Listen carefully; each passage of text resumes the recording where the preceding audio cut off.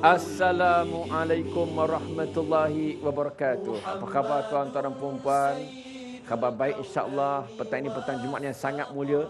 Marilah sama-sama kita panjatkan kesyukuran, kita perbanyakkan selawat kepada junjungan besar Nabi Muhammad sallallahu alaihi wasallam. Mudah-mudahan kita mendapat syafaatnya pada hari akhirat nanti.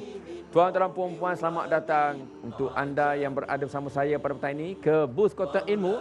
Dan hari ini Ramadan kita bersama Al-Kuliah secara langsung dari Stadium Batu Kaung Pulau Pinang. Sempena Karnival Jom Heboh ya, yang akan berlangsung pada hari Sabtu dan Ahad ini. Tuan-tuan dan puan-puan yang dirahmati Allah Subhanahu wa taala.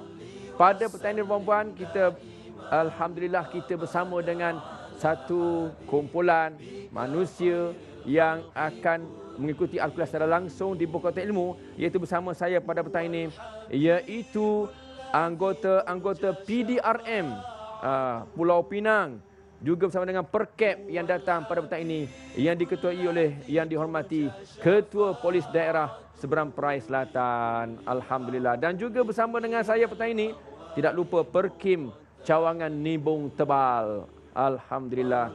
Tuan dan puan-puan, bersama saya pada petang ini ialah yang bahagia Ustaz Haji Muhammad Zaki Abdul Halim, Imam Masjid Daerah Seberang Perai Selatan Pulau Pinang daripada Jabatan Agama Islam Pulau Pinang. Assalamualaikum Ustaz. Alhamdulillah. Jadi tuan-tuan dan puan-puan, tajuk kita pada petang ini pelik sikit kan, tetapi insya-Allah tuan-tuan dan puan-puan cuba dengar, perhatikan betul-betul ya. Mati sebelum ajal. Pelik. Mati sebelum ajal. Biasa kita dengar apa? Berpantang ajal sebelum mati. Jadi mati sebelum ajal. Apa benda sebenarnya yang akan dikupaskan oleh bagi Ustaz? Sama-samalah kita ikuti sepanjang 1 jam pada petang ini. Apa pun Ustaz? Kita teruskan dengan soalan pertama. Saya nak ajudan Ustaz, apakah beza Ustaz antara ajal dengan mati? Silakan Ustaz. Bismillahirrahmanirrahim. Assalamualaikum warahmatullahi taala wabarakatuh. Terima kasih kepada yang berbahagia Ustaz Fauzi, khususnya para penonton yang dirahmati Allah sekalian, dan tak lupa juga kepada tetamu yang hadir pada petang ini. Jadi terus kepada perbincangan kita pada petang ini berkenaan dengan apa maksud ajal dan juga apa perbezaannya di antara ajal dengan mati itu. Sebenarnya kalau kita lihat dari segi istilahnya, memang nampak seolah-olahnya perkataan ajal dan mati itu sama pengertiannya. Sebab kita gunakan kalimah mati kepada mati juga, ajal pun mati juga. Namun begitu, ada sedikit perbezaan sebagaimana yang diterangkan ataupun dijelaskan di dalam Al-Quran, apa dia maksud ajal dan apa pula maksud mati itu sendiri, tuan-tuan. Ajal lebih kepada had masa, iaitu tempoh waktu manusia berada di atas dunia ni.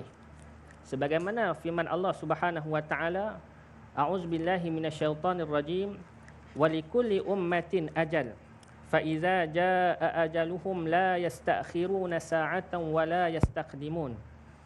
Dalam ayat ini Allah Subhanahu wa taala berfirman, dan bagi tiap-tiap umat tu ada satu tempoh yang telah ditetapkan.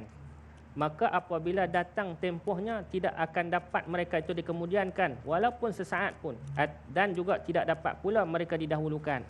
Maknanya dari segi ajal kita ni, iaitu permulaan kehidupan kita di dunia dan disudahi dengan kematian, iaitu berpisahnya kita daripada alam dunia ni.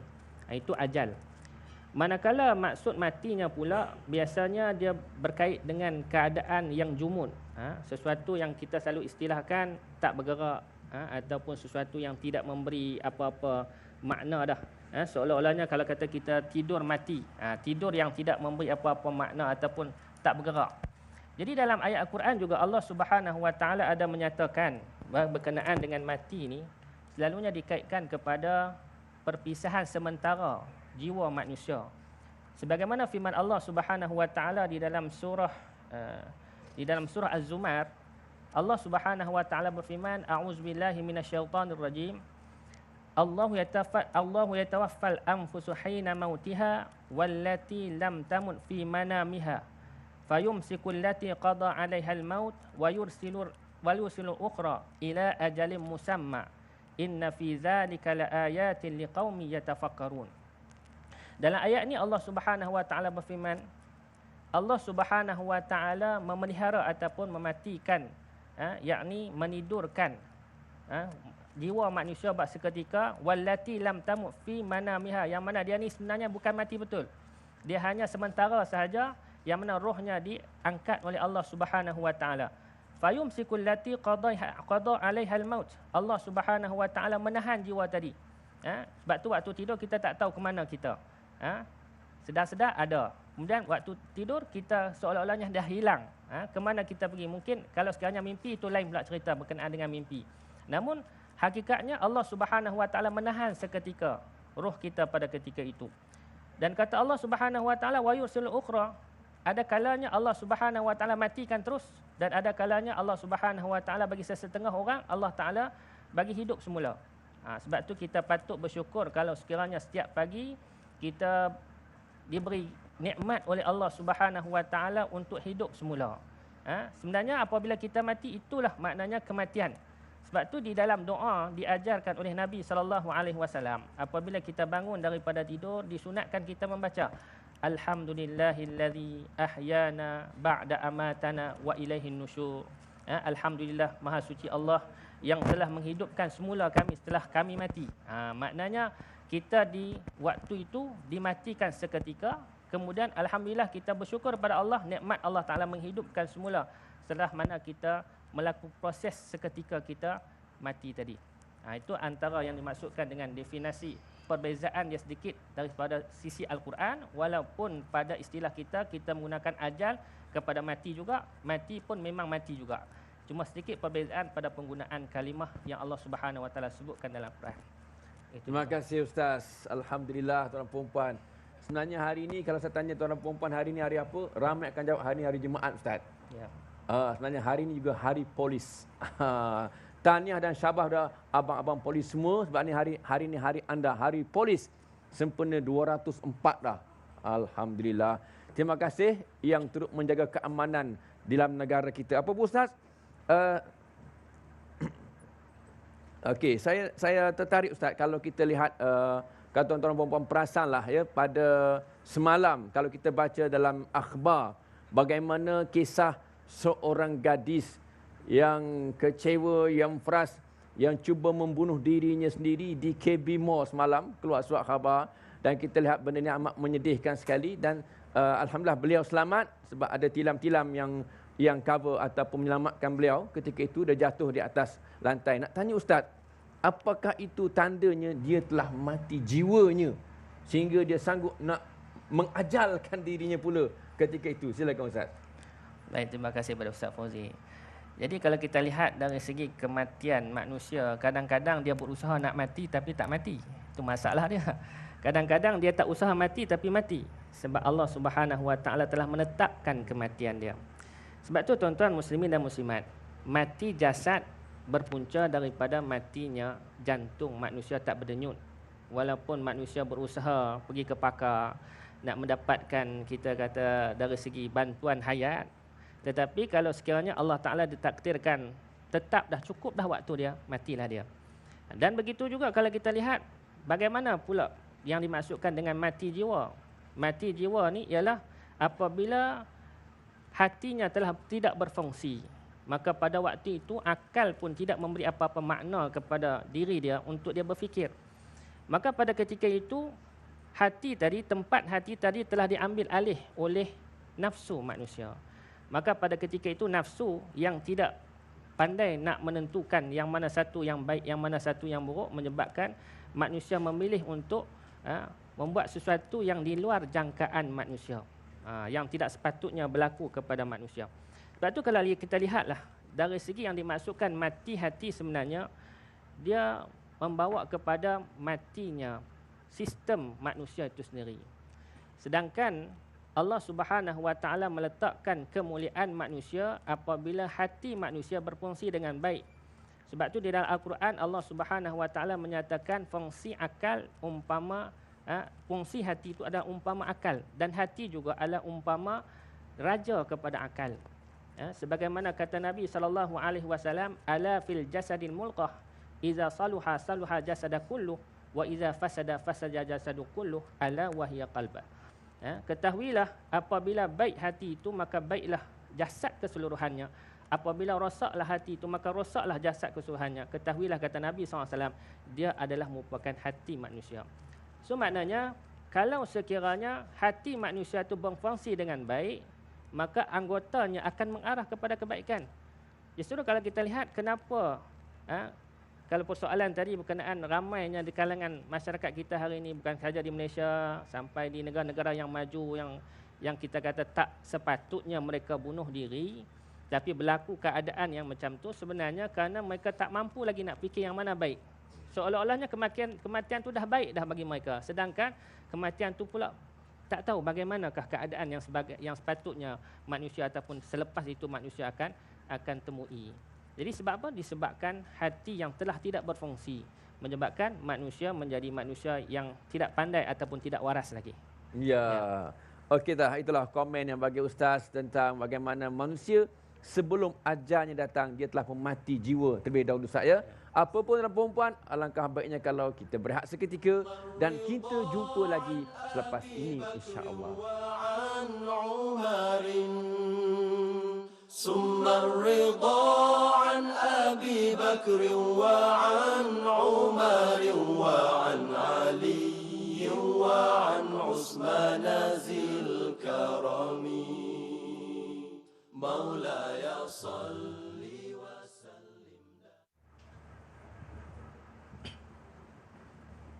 Alhamdulillah, terima kasih kepada anda semua yang setia bersama Al-Kuliah pada petang ini dan terima kasih kepada seluruh rakyat Malaysia yang menonton Al-Kuliah dan untuk malam anda semua yang berada di sekitar Stadium Betul Kawan ataupun yang dekat-dekat sini, datanglah ke booth Kota Ilmu hari besok dengan lusa ya, Sabtu dan Ahad, sebab booth Kota Ilmu ada pengisian untuk menghidupkan hati kita insya-Allah daripada hati kita mati, jiwa kita mati, sebab adanya yang pertama perubatan atau perawatan secara Islam yang diketuai oleh Ustaz Syarhan sendiri dan juga ada pengurusan jenazah bagi mereka yang untuk menguruskan kematian diketuai oleh Ustaz Lutfi dan juga ada kumpulan nasyid Rayyan bersama dengan kita pada besok dan lusa insya-Allah. Datang ke booth Kota Ilmu. Apa Ustaz? Kita dah masuk ke segmen yang kedua pada petang ini.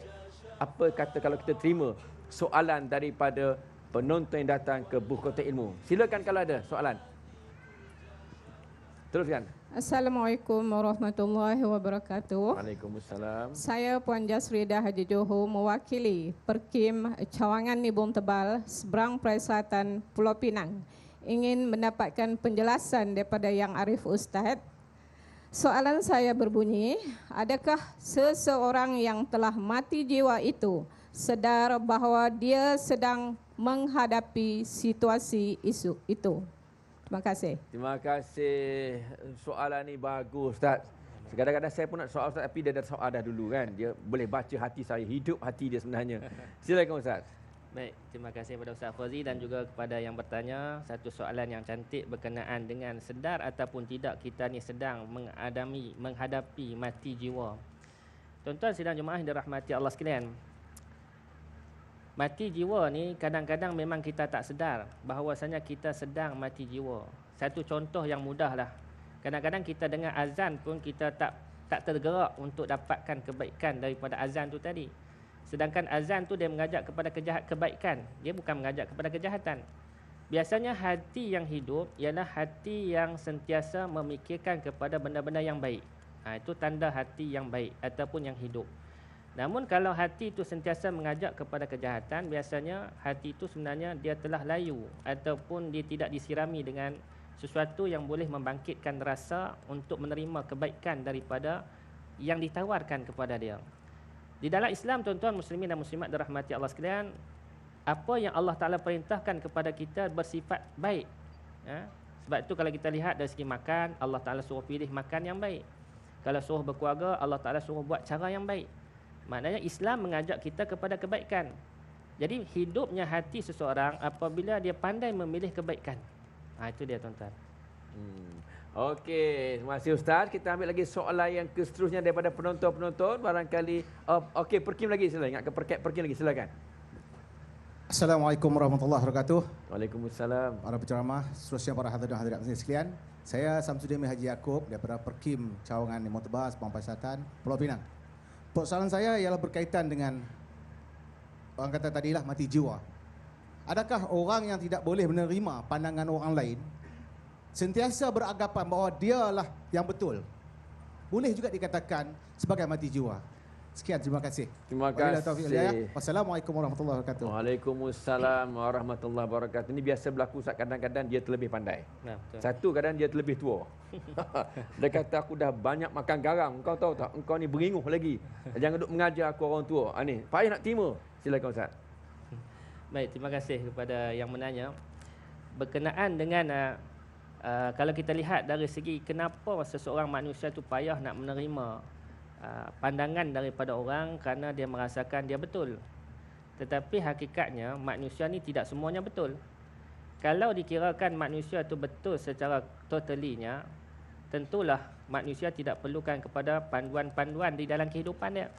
Contoh, kalau sekiranya manusia pandai jalan di atas jalan raya, tentu dia tak memerlukan lampu isyarat kerana dia pandai menguruslah untuk nak beri keselesaan kepada orang lain. Itu secara logiknya kita lihat manusia tu tidak boleh merasai bahawa dia tu terlampau hebat kerana menyebabkan dia tu merasakan sesuatu yang dia tu ada pada dirinya segala-galanya.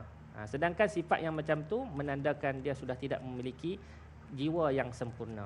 Wallahu alam. Okey, terima kasih Ustaz. Jadi itulah pandangan Ustaz tentang perlunya jiwa kita dihidupkan, jangan sampai kita matikan dia. Susah nak tengok pandangan orang. Saya tengok kisah Imam Abu Hanifah Ustaz, macam mana dia boleh terima pandangan seorang budak.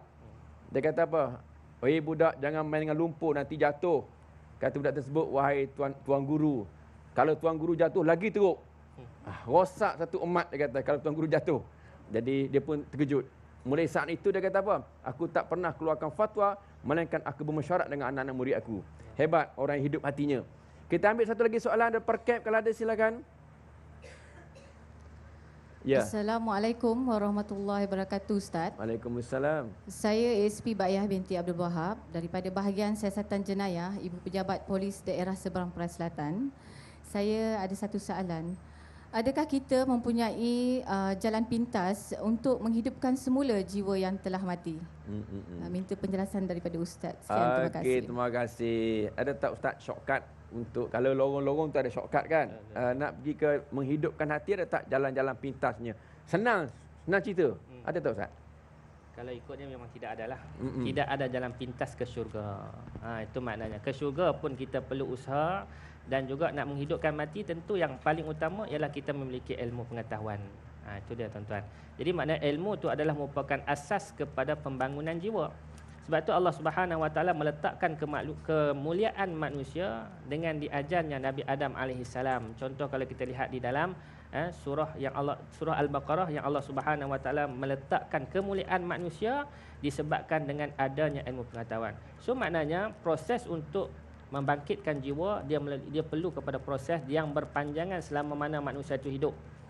Selama mana manusia itu memerlukan kehidupan, maka selama itulah perlu disuburkan jiwanya. Sebagaimana pokok juga perlu kepada baja, perlu kepada air untuk dia terus hidup. Maka begitu juga hati manusia perlu kepada siraman-siraman hidayah, ilmu pengetahuan yang berterusan untuk menghidupkan jiwa manusia. Wallahu a'lam. Okey Ustaz, saya nak tanya Ustaz, kalau kita lihat hari ni cerita bab mati jiwa ni ramailah Ustaz. Ya. Kadang-kadang dengar azan pun yang duk melepak-melepak juga, dia tak rasa apa-apa, jiwa dia rasa kosong. Saya tanya Ustaz lah, apa sebenarnya punca yang menyebabkan jiwa mereka jadi mati, jiwa mereka jadi kosong? Ya. Apakah puncanya? Silakan Ustaz. Okey. Tuan-tuan sedang jemaah yang dirahmati Allah sekalian, kalau kita berbalik kepada kejadian manusia, sebenarnya manusia tu dia akan mudah mengenali diri dia kalau sekiranya dia tahu siapa dia dan bagaimana dia diciptakan oleh Allah Subhanahu Wa Taala. Sebab tu Allah Subhanahu Wa Taala mendatangkan satu ayat supaya kita dapat kesan di mana kelemahan kita dan bagaimana kita nak mengatasi kelemahan-kelemahan kita tu. Di dalam Al-Quran, dalam surah At-Tin, selalu yang kita baca tuan-tuan, firman Allah Subhanahu Wa Taala, a'udzubillahi minasyaitonir rajim, laqad khalaqnal insana fi ahsani taqwim thumma radatnahu asfala safilin illa alladhina amanu wa amilus solihat. Jadi dalam ayat ni tuan-tuan muslimin dan muslimat dirahmati Allah sekalian, saya baca separuh saja ayat tu tetapi dia cukup makna yang mendalam kepada kita. Allah Subhanahu Wa Taala menyatakan Allah Taala mencipta manusia ni dengan sebaik-baik kejadian. Allah Taala dah beri kemuliaan kepada manusia. Laqad khalaqnal insana fi ahsani taqwim, secantik-cantik. Maksud cantik ni kalau kita lihat di dalam tafsir, dia tidak tertumpu kepada cantik tubuh badan sahaja, cantik dari segi perwatakan zahir sahaja. Tetapi Allah Taala maksudkan cantik di sini cantik secara keseluruhannya, luar dan dalamnya. Dan Allah Taala memberi kemuliaan kepada manusia berbanding makhluk-makhluk Allah Taala yang lain. Namun dalam ayat ni Allah Taala menyatakan summa radatnahu asfala safilin. Kemudian kami kembalikan manusia ni tempat yang paling bawah. Dalam ayat ni tuan-tuan, mudah untuk kita faham secara zahirnya. Allah Subhanahu Wa Taala menyatakan di dalam kejadian manusia, selepas mana manusia melalui proses di dalam perut ibu, manusia dilahirkan. Dan dilahirkan dalam keadaan tidak memiliki apa-apa, kosong secara fitrahnya. Sebab tu sebagaimana kata Nabi SAW, kullu mauludin yuladu ala fitrah. Setiap anak-anak Adam itu, setiap manusia itu dijadikan ataupun diciptakan Allah secara fitrah. Fitrah di sini dua maksud, bersih satunya, yang kedua kosong jiwanya. Bersih dan kosong jiwanya. Kemudian Allah Subhanahu Wa Taala menyatakan illal ladzina amanu wa amilus solihat, kecuali orang-orang yang beriman dan beramal soleh. Maknanya nak menjadi orang yang beriman, yang beramal soleh, mestilah melalui proses ilmu pengetahuan. Sebab tu kemuliaan Nabi Adam AS, Allah Subhanahu Wa Taala mengajar Nabi Adam AS. Ketika mana para malaikat bersoal jawab kepada Allah Subhanahu Wa Taala, ataj'alu fiha man yufsidu fiha wa yasfikud dima. Maknanya kalau manusia itu tidak diberi kemuliaan, kehebatan, manusia itu bersifat suka melakukan kerosakan atas muka bumi, Ustaz. Kemudian dia juga suka melakukan perkara-perkara yang bersifat berkelahi antara satu sama lain. Jadi ini adalah sifat asas manusia. Jadi Allah Ta'ala mengatakan dimuliakan manusia, Nabi Adam tadi, maknanya keturunan Nabi Adam AS dengan diajarkan kepada Nabi Adam AS tu dengan ilmu pengetahuan. Wa 'allama Adam al-asma'. Menurut para ulama tafsir, bukan takat nama-nama sahaja, tetapi termasuk juga dari segi bagaimana Nabi Adam itu nak hidup di atas dunia. So maknanya bila mana manusia mengetahui dari segi tujuan hidup dia dan kemuliaan secara hakikinya sifat manusia itu, maka manusia akan menjadi manusia yang terbaik, insya-Allah. Itu puncanya. Kalau sekiranya manusia tidak tahu, maka manusia akan pilih jalan yang tak baik dalam kehidupan dia. Wallahu a'lam. Okey Ustaz, saya nak kait semula Ustaz tentang orang kata apa? Mati sebelum ajal, tajuk kita. Baik. Apa pandangan Ustaz kalau saya sebut begini Ustaz, bahawa orang yang banyak ingat mati, sebenarnya hati dia tak mati. Orang yang banyak ingat mati, sebenarnya hati dia tak mati. Apa pandangan Ustaz? Sila jelaskan. Kupas Ustaz. Baik, terima kasih kepada Ustaz Fauzi. Yang tu yang peliknya dalam istilah ni. Ingat mati, hati tak mati. Tak ingat mati, hati mati. Jadi tuan-tuan sedang jemaah dirahmati Allah sekalian. Nabi SAW memang menyatakan di dalam hadis-hadis beliau berkenaan dengan al-kaisu man dana nafsahu. Iaitu orang yang cerdik itu ialah orang yang sentiasa bersiap sedia tentang kehidupan dia selepas kematian dia. Jadi orang yang cerdik sebenarnya orang yang buat persiapan tentang kematian dia. Sebenarnya dalam kehidupan kita ni tuan-tuan sedang jemaah dirahmati Allah sekalian, kalau kita lihatlah secara akal yang biasa kita lah, akal kita ni, kita ni kalau kita tidak ada tujuan kehidupan, kita akan buat sesuatu yang sia-sia. Banyak benda yang sia-sia dalam kehidupan kita. Kita merempit, kita melepak sebab kita tak tahu halal tuju kita. Tetapi orang yang tahu kesudahan hidup dia dan dia tahu pula apa yang sepatutnya dia buat dalam kehidupan, tentunya dia akan buat persiapan-persiapan. Karena dia tahu kerana selepas hidup ni ada satu lagi kehidupan yang bakal dia tempuh di dalam kehidupan dia tu. Itu maknanya orang yang memiliki hati yang hidup ialah orang yang sentiasa membuat persiapan kepada kematian dia. Sebagaimana sabda Rasulullah SAW tadi, al-kaisu man dana nafsahu lima amila ba'da mautih. Atau kama qala sallallahu alaihi wasallam. Wallahu a'lam. Terima kasih Ustaz. Jadi puan-puan yang dirahmati Allah, kita sambung lagi dengan soalan kita gasak lagi Ustaz ni ya. Yang berpuluh orang Pulau Pinang hari ni nak tanya Ustaz lah. Boleh tak Ustaz sebut satu hadis Nabi minta Ustaz kupas ya. An-nasu niyamun idza matu tambahu. Manusia itu tidur. Idza matu, bila dia mati intabahu, baru dia terjaga. Aku dah mati. Tapi masa dia hidup Dia tidur sebenarnya. Walaupun dia pergi kerja, walaupun dia makan, walaupun dia minum, dia main bola sepak dan sebagainya. Tapi Nabi kata, dia sedang tidur. Boleh tak Ustaz kupaskan, silakan. Baik. Terima kasih bagi Ustaz Fauzi. Jadi hadis ni ada simboliknya yang Nabi SAW mengingatkan kita. Biasanya dalam sifat manusia, selagi mana dia tak kena sesuatu benda ataupun bala, dia tak pernah ingat. Jadi kematian sebenarnya adalah kesudahan kehidupan dia bila mana Allah Subhanahu Wa Taala membuka hijab yang sepatutnya dia nampak, tetapi di atas dunia ni sengaja Allah Taala menyembunyikan perkara-perkara tersebut, hijab melindunginya supaya manusia tak nampak, kerana dia adalah merupakan asas iman. Sebab tu iman sesuatu benda yang kita tidak nampak benda tu berlaku ataupun keadaan tersebut, tetapi kita dapat rasa tentang kewujudan dia. Itu iman yang dikatakan iman.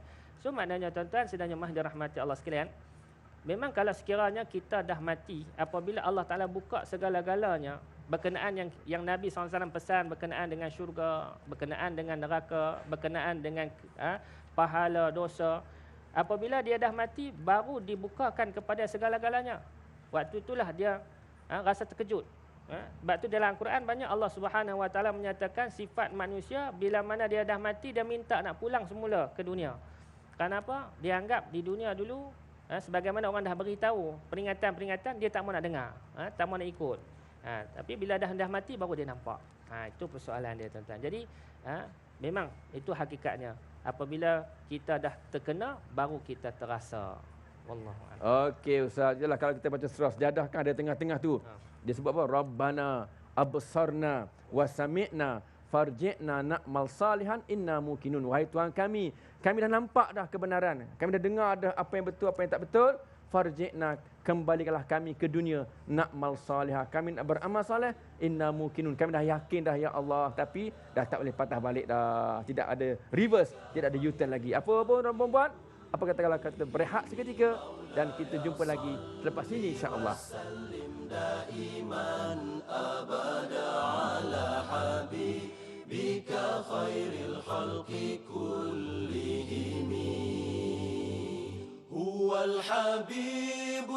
Pada petang ini di booth Kota Ilmu Stadium Batu Kawan Pulau Pinang, dan tajuk kita ialah Mati Sebelum Ajal bersama yang bagi Ustaz Haji Muhammad Zaki Abdul Halim, Imam Masjid Daerah Seberang Perai Selatan dan juga daripada Jabatan Agama Islam Pulau Pinang.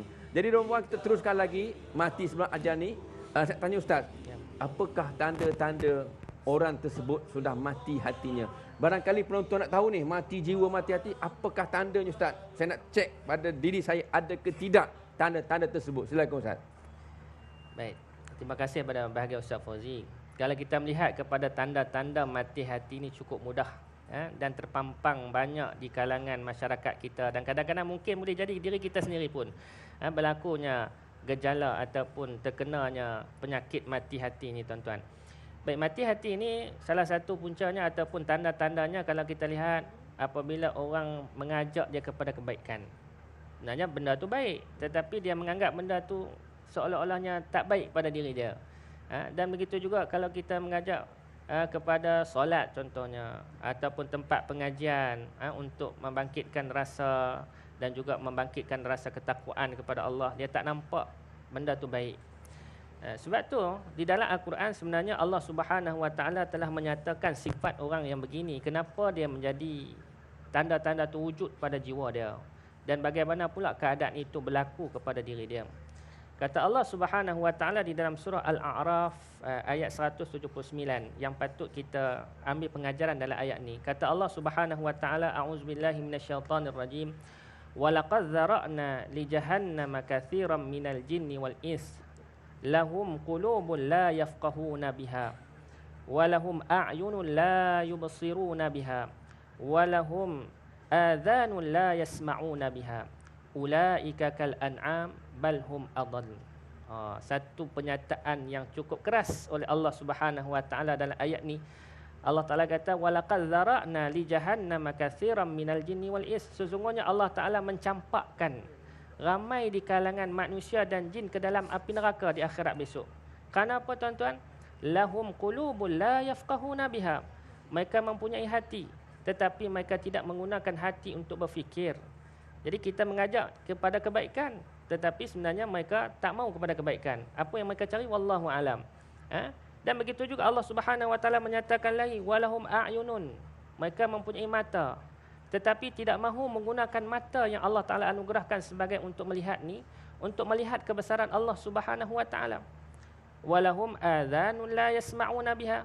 Mereka mempunyai telinga tetapi tidak mahu menggunakan telinga yang Allah Taala anugerahkan kepada mereka ni untuk mendengar pada perkara-perkara dan peringatan-peringatan yang baik. Maknanya mereka ni sudah rosak jiwanya dan akhirnya bukan jadi manusia lagi. Sebaliknya Allah Taala kata apa? Ulaika kal an'am.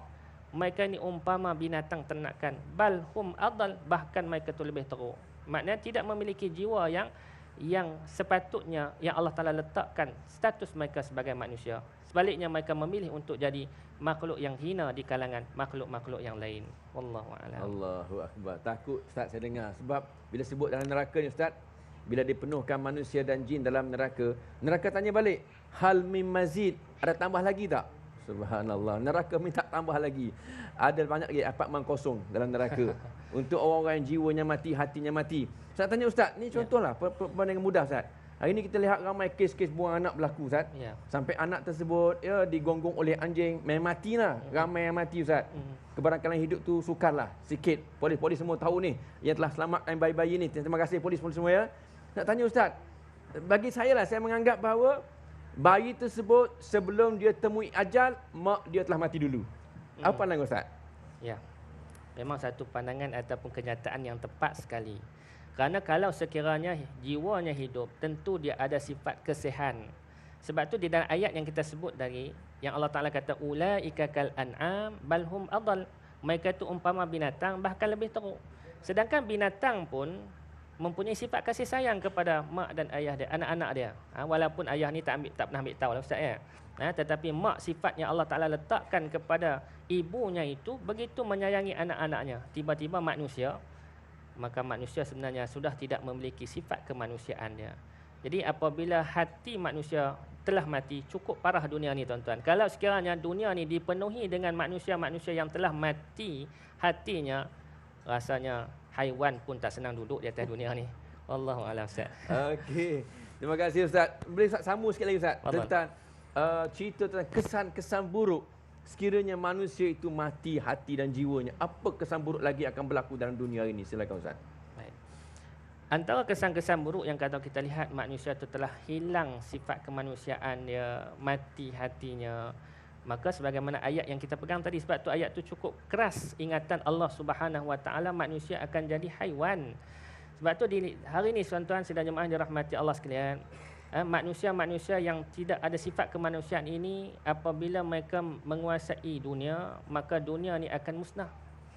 Dengan sebab mereka ni tidak mengarah manusia itu kepada kebaikan. Sebaliknya lebih tumpu kepada nafsu semata-mata. Sebab tu sebagaimana awal kita sebutkan tadi, apabila hati manusia ni tidak berfungsi pada tempatnya, pada tugasnya yang sebenar, maka hati manusia tadi telah diisi dengan nafsu. Sedangkan Allah Subhanahu wa taala telah menyatakan sifat nafsu Ustaz. Sebagaimana kata Allah Taala, innan nafsala ammaratun bisu. Sesungguhnya nafsu manusia itu sentiasa mengajak kepada kejahatan. Jadi apabila manusia tidak meletakkan akal di atas ataupun telah mati akalnya, maka nafsulah menguasai jiwanya. Dan apabila nafsu menguasai jiwanya, maka dia akan buat ikut apa yang dia suka. Sedangkan Allah Ta'ala datangkan Al-Quran nak ingatkan kita semula, jangan terlampau ikut nafsu. Nafsu tu memang kena ada Ustaz. Kalau tak ada nafsu, kita tak kahwin kita. Mana perlu juga nafsu. Kalau tak ada nafsu, tak makan kita. Jadi nafsu adalah satu benda yang perlu kepada manusia. Tetapi bagaimana nafsu tadi mesti diatur dan dilentur supaya menjadi nafsu yang terarah kepada kebaikan. Maknanya nafsu dengan akal mesti seiringan. Begitulah cantiknya Al-Quran mendidik manusia supaya manusia ikut aturan-aturan Allah. Dan itulah termasuk dalam konsep ibadah secara keseluruhannya. Allahuakbar Ustaz. Hebat kita punya kejadian kita dah Ustaz ya. Sebaik-baik ciptaan daripada Allah. Cuma nak tanya Ustaz, ada satu ayat dalam surah Baqarah pada awalnya berbunyi khatamallahu ala qulubihim wa ala sam'ihim wa ala absarihim ghishawa. Allah Taala khatamkan hati-hati manusia pendengarannya, penglihatannya. Apa maksud Allah Ta'ala khatam sehingga di hujungnya ada azab disediakan untuk orang-orang seperti ini. Silakan Ustaz. Baik. Di dalam surah ni sebagaimana disebut Ustaz Fauzi tadi adalah di awal-awal surah Baqarah. Sepatutnya di awal surah Al-Baqarah ni kita mengambil pengajaran yang cukup besar. Kerana di dalam surah Baqarah ni Allah Subhanahu Wa Taala telah menyatakan kepada kita tentang 3 golongan manusia. Manusia yang beriman bertakwa kepada Allah, golongan yang kufur kepada Allah, innal ladzina kafaru sawa'un 'alaihim a'anzartahum am lam tunzirhum la yu'minun. Sebab tu tuan-tuan, Ustaz Fauzi, orang yang Islam juga boleh jadi dia tu akan jadi orang kufur kepada Allah kalau sekiranya dia tidak mengambil pengajaran. Sebab tu kita kata kalau mati hati tadi boleh membawa kepada sifat kufur. Kufur kepada Allah. Sebab tu antara sifat yang Allah Ta'ala sebut sebagaimana soalan khatamallahu ala qulubihim tadi. Allah Ta'ala khatamkan ataupun Allah Ta'ala tutup, sebenarnya maksud ayat ni Allah Ta'ala tutup hati mereka. Langsung mereka tidak dapat menerima peringatan-peringatan daripada Allah Subhanahu Wa Ta'ala. Kenapa? Kerana mereka telah memilih nafsu tu sebagai Tuhan mereka dan tidak memilih Allah. Malahan mungkin mereka tidak kenal Allah Subhanahu Wa Taala. Sebab tu Allah Taala sebut dalam ayat seterusnya, wa minan nasi may yaqulu amanna, dalam ayat sebelum tu, wa minan nasi may yaqulu amanna billahi wa bil yaumil akhir wa ma hum bimumin. Sebahagian daripada manusia mereka mengatakan mereka beriman kepada Allah Subhanahu Wa Taala, beriman kepada hari akhirat. Namun hakikatnya Allah Taala lebih mengetahui bahawasanya mereka tidak beriman kepada Allah, mereka tidak beriman kepada hari akhirat. Justru itu hati mereka ni dah mereka sendiri pun tidak mahu beriman kepada Allah, langsung Allah Ta'ala tutup hati mereka. Maka mereka tak akan nampak lagi kebenaran-kebenaran. Walaupun benda tu betul, baik kepada mereka, tetapi mereka tetap nampak kebenaran. Contohlah dari segi makan kita. Kita nampak makanan tu baik sedangkan Allah Ta'ala kata tak baik. Tapi akibatnya bila manusia ambil juga mengakibatkan sakit pada diri manusia. Wallahu a'lam. Okey Ustaz, tadi Ustaz dah sebut tentang macam mana kaitan orang yang kata kat mulut beriman tapi hati tak beriman kan? Ya. Ustaz, boleh Ustaz saya cerita Ustaz sikit barangkali kalaulah orang tu memang dah kita nasihat dia dah tak dengar nasihat kita, berkali-kali berbuih-buih dalam mulut Ustaz, katakanlah boleh tak kita kata tak payah nasihat lah, memang dah khatam hati dia dah, memang dah tutup dah. Boleh tak kita kata macam tu? Tak payah nasihat dah, tak payah nasihat geng-geng, tak payah nasihat dah. Memang hati dah kena tutup dah oleh Allah. Hati dah mati dah. Boleh tak Ustaz? Silakan. Kalau begitu, kalau kita memang dah sakit hati kat dia, memang kita akan kata lagu itulah.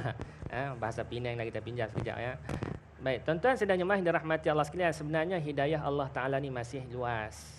Sebab tu Allah Subhanahu Wa Ta'ala membuka pintu rahmat, membuka pintu taubat kepada siapa-siapa yang mungkin boleh jadi dia tidak menerima nasihat daripada orang, daripada seseorang, tetapi dia menerima nasihat daripada keadaan. Sebab tu, kalau kita lihat di dalam proses haji dah, Ustaz Fauzi, saya lebih suka bercerita berkenaan dengan haji kerana dia mempunyai falsafah yang besar tentang kehidupan manusia. Sebab tu di dalam proses pelaksanaan ibadah haji, Allah Ta'ala mengenakan banyak benda. Kalau kita lihat, seolah-olah tak logik akal. Allah Ta'ala suruh kita bertawaf, Allah Ta'ala suruh kita bersa'i, satu perbuatan yang nampak macam sia-sia kalau orang yang tidak mempunyai pengetahuan. Begitu juga duduk di Arafah, ya, macam kita berpanah hari ni kan. Kita Alhamdulillah lah duduk dalam kemah ni ada juga manfaatnya. Tapi bagi orang yang tidak mempunyai ilmu, dia anggap benda tu sia-sia. Jadi sebenarnya kadang-kadang manusia tu mendapat hidayah daripada alam sekitar. Dengan sebab Allah Ta'ala datangkan musibah boleh jadi. Sebab tu kita tak boleh nak mengatakan, tak perlulah kita memberi ingat. Sekurang-kurangnya kita beri ingat dalam bentuk kita tunjuk akhlak yang baik. Sebab tu kalau kita tengok bagaimana dakwah Rasul SAW, kadang-kadang ada orang yang Nabi dakwah tu tak terima secara suara, secara nasihat, tapi Nabi beri dalam bentuk tunjuk ajar dari segi akhlak yang baik. Hingga kan terpengaruh manusia ataupun lembut hatinya untuk menerima ajakan Rasulullah SAW itu. Terima kasih Ustaz. Itulah manusia. Bila ditimpa musibah, barulah sibuk cari kain semaya, baru cari sejadah, baru cari Quran, baru cari masjid, baru cari ustaz, pak imam dan sebagainya. Apa perempuan-perempuan? Apa kata kalau kita berehat seketika dan kita jumpa lagi selepas ini insya-Allah. ثم الرضا عن أبي بكر وعن عمر ثم الرضا عن أبي الخلق. Alhamdulillah, terima kasih tuan dan puan. Hari ini kita cerita bab hati kita lah mati sebelum ajal. Apa pun kita dah bincang panjang lebar tentang tanda-tandanya, tentang kesan-kesannya dan semua barangkali adalah sikit sebanyak pada diri kita. Kita cuba perbaiki. Apa pun Ustaz, kita dah sampai penghujung rancangan Ustaz. Boleh tak Ustaz ceritakan macam mana kita nak hidupkan balik hati dah mati Ustaz? Ada tak cara-caranya nak hidupkan balik? Kena guna air apa? Kena guna baja apa? Silakan Ustaz. Terima kasih kepada bahagia Ustaz Fauzi. Jadi nak menghidupkan hati ni kita kena kembali kepada Al-Quran sebagaimana dia itu adalah dustur dan juga dia adalah merupakan siraman hidayah yang cukup cantik yang Allah Subhanahu Wa Taala datangkan terus kepada manusia untuk menghidupkan hati-hati manusia. Sebagaimana yang kita sebut tadi, hati manusia ataupun manusia itu sendiri diciptakan Allah Taala dalam keadaan yang kosong, yang perlu kepada pengisian-pengisiannya. Jadi untuk mudahlah kita nak mudahkan dari segi bagaimana yang sepatutnya kita buatlah. Setelah mana kita ketahui mungkinlah tanda-tanda mati hati itu ada kepada kita. Cara yang paling baik yang pertamanya kita menghadiri majlis-majlis ilmu. Kerana dia adalah merupakan satu aset yang cukup bernilai dan Nabi SAW sendiri menyatakan tentang kelebihan menuntut ilmu dan juga tanggungjawab kita. Sebagaimana kata Nabi SAW, talabul ilmi faridah, menuntut ilmu adalah satu kewajipan kepada setiap orang muslim dan muslimat. Maknanya bermula daripada kehidupan awal dia akhir balik dan dia boleh berakal hinggalah sampai mati. Maka perlu menuntut ilmu. Yang keduanya, hendaklah kita setelah mana ada ilmu tadi kita beramal pula Ustaz. Beramal dengan amalan-amalan yang telah disuruh ataupun diwajibkan. Yang pertama sekali buatlah amalan yang wajib. Yang kedua amalan-amalan sunat yang Allah Ta'ala suruh ataupun Allah Ta'ala perintah, dan begitu juga sebagaimana yang Nabi SAW galakkan daripada amalan-amalan sunat. Yang kedua, yang ketiganya tuan-tuan, di samping itu juga dari segi makanan juga berperanan Ustaz. Dari segi kita masukkan dari segi unsur-unsur rohani, dari segi makanan dalam bentuk jasmani juga perlu kepada kita. Sebab tu Allah Subhanahu Wa Taala menyatakan kulu min thayyibati ma razaqnakum, makanlah daripada benda-benda yang baik, kerana dia juga memberi kesan kepada hati-hati manusia. Kerana makanan yang kalau sekiranya kita makan benda yang syubhah, benda yang haram, maka dia memberi kesan kepada hati yang mati. Selain daripada amalan-amalan kita, fikiran yang tak berfungsi, hati yang dijana daripada makanan yang tak baik juga memberi kesan kepada hati kita dan tubuh badan kita secara keseluruhan. Begitu juga yang seterusnya, yang sebagaimana digalakkan oleh para ulama, iaitu kita mendampingi, bergaul dengan orang-orang yang berilmu, bergaul dengan orang-orang yang baik akhlaknya, kerana dia sedikit sebanyak memberi kesan kepada kita. Apabila kita mungkin turun kita punya semangat ataupun kita berada dalam keadaan runsing, apabila kita berkawan dengan orang-orang yang baik, mungkin dia akan memberi semangat balik kepada kita. Itu antara perkara-perkara yang harus ataupun semestinya kita lakukan untuk kita mendapat hati yang hidup dan hati yang sentiasa diwarnai dengan hidayah dan juga sentiasa berada dalam keadaan yang sentiasa segar, hidup. InsyaAllah. Okey Ustaz tambah sikit Ustaz tentang kaitkan satu Quran. Quran sebut Quran itu syifa'un lima fis sudur. Quran itu ialah penawar untuk apa yang ada dalam jiwa-jiwa manusia, hati-hati manusia. Silakan Ustaz. Baik. Kita dengan Quran macam mana Ustaz? Baik, kita dengan Al-Quran, sebagaimana Al-Quran itu adalah kalamullah. Dan kalam Allah maknanya Allah Ta'ala berkata-kata dan sentiasa memelihara kita. Jadi kelebihan Al-Quran yang Allah Ta'ala nyatakan, selain daripada hudan linnas sebagai petunjuk kepada manusia, Al-Quran juga memberi penyembuh kepada jiwa manusia. Yang mana selain mungkin kita gunakan ayat-ayat untuk jadikan ayat syifa, itu salah satu yang kita gunakan secara zahir. Tetapi dari segi pengajarannya juga, sebagaimana digalakkan kepada kita beramal dengan ayatul kursi, dia juga menjadi syifa kepada hati. Di samping bacaan kita sebagai amalan, di sana ada lagi pengajaran yang Allah Ta'ala selit, ataupun yang Nabi SAW nak supaya kita ambil pengajaran, iaitu merasai kehebatan Allah Subhanahu Wa Ta'ala. Allah Ta'ala Maha Berkuasa. Jadi apabila pergantungan kita kepada Allah Ta'ala itu kuat, maka hati kita akan sentiasa memiliki, kita kata ada bantuan yang kuat, energi, tenaga dan juga penyembuh yang hebat daripada Allah Subhanahu Wa Taala. Wallahu a'lam. Satu lagi Ustaz. Allah. Tuan sebut ala bi zikrillah tatma'innul qulub. Ketahuilah dengan ingat kepada Allah, zikir kepada Allah akan tenang jiwa-jiwa kita. Silakan Ustaz. Berkenaan dengan zikir pula, sidang jemaah yang dirahmati Allah sekalian, zikir yang macam mana boleh menenangkan jiwa ni? Kadang-kadang ramai juga yang berzikir. Kadang-kadang bertanya kepada ustaz, kepada saya pun, ustaz bagaimana kami ni banyak dah zikir tapi tak tenang-tenang juga. Makin serabut lagi ada. So maknanya bagaimana yang katakan berzikir tu? Berzikir yang menghayati tentang wujudnya Allah, tentang rasanya sifat sebagai hamba kepada Allah. Maka di sana apabila dia menyebut Allahu Akbar, mana dia melambangkan Allah Ta'ala Maha Besar, dia itu adalah insan yang bergantung harap kepada Allah Subhanahu Wa Ta'ala.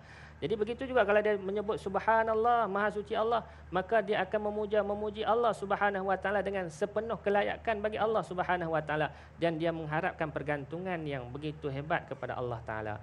Jadi bagaimana yang zikir yang memberi kesan kepada hati ialah zikir yang kenal Allah, zikir yang kenal jiwa, zikir yang kenal peranan dan visi dia sebagai seorang manusia.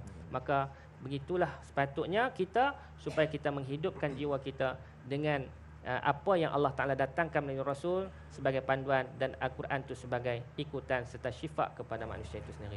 Okey, terima kasih yang bahagia Ustaz Haji Muhammad Zaki Abdul Halim, Imam Masjid Daerah Seberang Perai Selatan, Pulau Pinang, yang juga merupakan kaki tangan Jabatan Agama Islam Pulau Pinang. Terima kasih Ustaz, dan juga kepada Perkap dan PDRM Pulau Pinang. Terima kasih kepada Perkim Cawangan Nibun Tebal. Terima kasih, dan semua yang menonton Al-Kuliah pada petang ini. InsyaAllah kita jumpa lagi pada minggu depan dengan tajuk lain pula. Terima kasih dah Jus Tok Guru yang menaja hadiah untuk penonton pada petang ini. InsyaAllah kita jumpa lagi minggu depan. Assalamualaikum warahmatullahi wabarakatuh.